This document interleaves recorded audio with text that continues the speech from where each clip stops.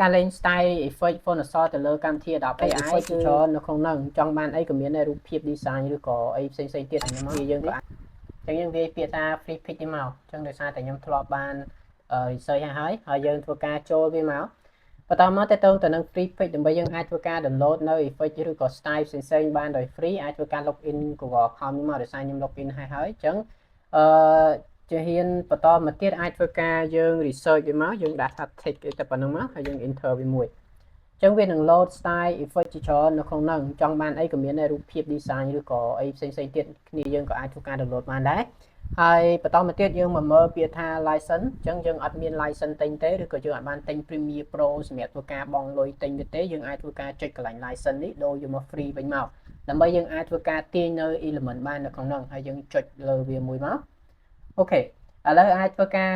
ដើរស្វែងរកនៅ effect style ណាដែលយើងចង់បានវាមានច្រើនទៅនឹង free នេះហើយវាមានទាំងល្អអត់ល្អស្អាតមិនស្អាតអីគឺវាមាននៅក្នុងទាំងអស់អញ្ចឹងខ្ញុំចង់បាន2024នេះឥឡូវខ្ញុំធ្វើការ download វាមកឥឡូវយើងមកមើលកន្លែងពាក្យថា download អញ្ចឹងនៅក្នុងកន្លែង download នេះយើងចុចកន្លែងសញ្ញាព្រួយនេះមកហើយយើងយកពាក្យថា EPS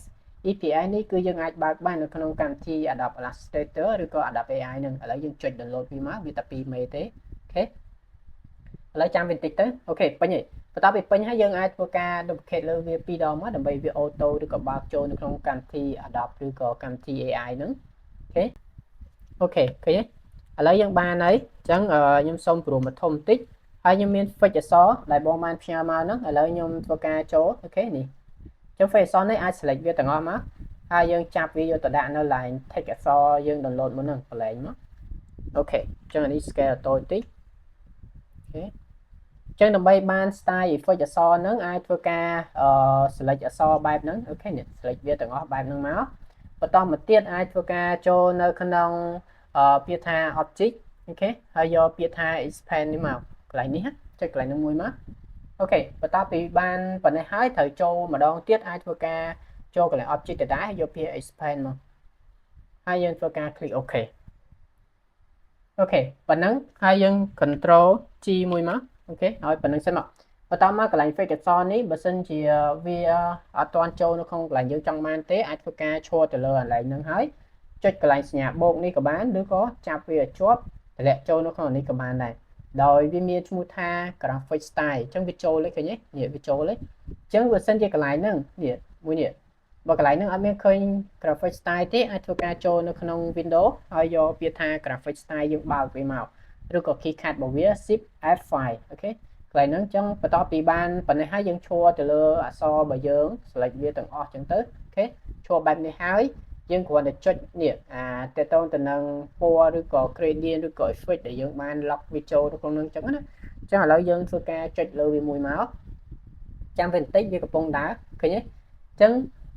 style អក្សរបែបណាក៏ដោយឬក៏មិនក៏បានដែរយើងត្រូវតែធ្វើតាមអ្វីដែលខ្ញុំបានប្រាប់មុនហ្នឹងទៅគឺយើងនឹងបាន style effect ផ្សេងៗ color gradient អីផ្សេងៗ mode ដែលវាប្លែកពីគេវាអត់ជាន់គេក្នុងការ design ក៏ដូចជាយកទៅធ្វើអីផ្សេងៗទៀតអញ្ចឹងណាអញ្ចឹង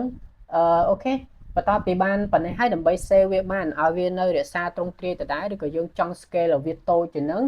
ត្រូវតែធ្វើការសម្រាប់ file នេះសិនបើយើងអត់សម្រាប់ទេកាលណាដែលយើងព្រមវាចូលវិញអូខេនេះព្រមវាចូលវិញវានឹងធ្វើឲ្យខូចនៅទ្រង់ទ្រាយ font អក្សរគេនេះអក្សរសឡើងក្រាស់វាអត់ស្អាតទេអូខេខ្ញុំបើសិនជានេះបងប្អូនទាញវាធំសិនមកឲ្យវាមើលមកសមល្មម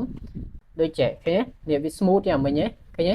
វា smooth យ៉ាងមិញចឹងដើម្បីបានវាយើង scale វាធំបែបនេះហើយយើងត្រូវទៅចូលនៅកន្លែង object មិញដដែលហើយយើងយកពាក្យថា expand appearance នេះមកអូខេសម្រាប់វាម្ដងទៀតមកអានេះយើងសម្រាប់បាននេះថាយើងពិបាកឲ្យវាទៅយើងចង់កែវាទៀតគឺឬក៏យើងព្រីព្រមវាអត់មានខូចតកតងទៅនឹងអា text អក្សរយើងហ្នឹងអូខេឥឡូវយើងចុចវាម្ដងទៀតមក expand ទៀតមកអូខេហើយយើង click OK ប៉ុណ្ណឹងបន្តមកទៀតបងប្អូនគ្រាន់តែឈរទៅលើអក្សររបស់យើងហ្នឹងអូខេយើងគ្រាន់តែចាំវាបន្តិចនេះយើងគ្រាន់តែ select វាចឹងមកហើយយើងចង់ព្រមវាអត់ទូចយើងព្រមវាមកវាអត់ខូចទេវាអត់ខូចទ្រង់ទ្រាយអក្សររបស់យើងអូខេឃើញទេនេះយើងបានឥឡូវខ្ញុំ scale វាចូលបន្តិចពេលខ្លះយើងយក spec តូចឬក៏នេះអីនេះវាអាចគៀងអាចអីចឹងទៅអញ្ចឹងអានេះអូខេ ចានេះអត់ជាបញ្ហាទេយើង select វាទាំងអស់លុបចោលក៏បានដែរបិទទុកទេអូខេយើងយកអានេះកន្លែងនេះយកមកជំនួសមកអូខេយកមកដាក់កន្លែងនេះមកហើយចាំយើងធ្វើការ save វា scale មើលឃើញនេះឃើញវាមើលទៅវាស្អាត clean ឬក៏ស្អាតនិយាយរួមស្អាតហើយវា clean អញ្ចឹងណាអូខេបន្តមកយើងធ្វើការ save វាយើងគ្រាន់តែចូលកន្លែង file ហើយយើងយកពាក្យថា import ហើយយក save for web នេះមកអូខេចុចកន្លែងនេះមកចឹងវានឹងធ្វើការsave ឲ្យយើងហើយបន្តមកទៀតកន្លែងនេះបើសិនជានេះយើងមើលកន្លែងនេះមេវាទូចពេកត្រូវអត់កាលណាមេទូចពេកយើង save យើងយកទៅប្រើវាអត់សូវច្បាស់ទេចឹងយើងត្រូវការធ្វើការថែមកកន្លែងនេះ% ភាគរយនេះចឹងអានេះខ្ញុំសូមដាក់500ទៅជាមួយមេប្រែប្រួសហើយឈរទៅលើនេះមួយឈរខាងក្រោមនេះមួយវិញមកដើម្បីឲ្យវាធ្វើការពិសេសតកតងទៅនឹង text អក្សររបស់យើងនេះចាំតិចនេះវាកំពុង progress អូខេឃើញទេនេះឃើញវាធំទេនេះកន្លែងនេះវាចាប់ផ្ដើមឡើងនេះ 1.592 មេហ្គាបៃតបើនេះថារូបហ្នឹង1មេជាងហើយបន្តមកទៀតអត់មានអីទេយើងចុច save មកហើយទីតាំងដាក់ណាក៏បានដែរថោះឥឡូវខ្ញុំសូមដាក់លើនេះតែម្ដងទៅហើយឈ្មោះបងប្អូនដូរឈ្មោះមកដាក់ឈ្មោះtext effect របស់បងប្អូននោះហើយចុច save វាមកអូខេចាប់តិចក្នុងកន្លែង folder របស់ខ្ញុំហើយយើងមើលបាននេះមុននឹងដែលយើងបានធ្វើការដាក់ effect ដាក់អីទៅលើ font អក្សរនឹងអញ្ចឹងណាអូខេឃើញទេនេះអញ្ចឹងយើងមើលបានឃើញអត់នេះច្បាស់ចេះស្អាតទៀតហើយយើងអាចប្រើបាន style ផ្សេងៗបានទៅលើការ design ទៅលើអីទៀតអញ្ចឹងណាអត់ជាបញ្ហាទេឃើញទេនេះស្អាតចេះអញ្ចឹងការលេង style effect font អក្សរទៅលើកម្មវិធី Adobe AI គឺវាជួយយើងបានដែរទីមួយយើងធ្វើឲ្យ font យើងប្លែកពីគេវាអត់ជាន់គេហើយយើងលេង style effect តាមសេរី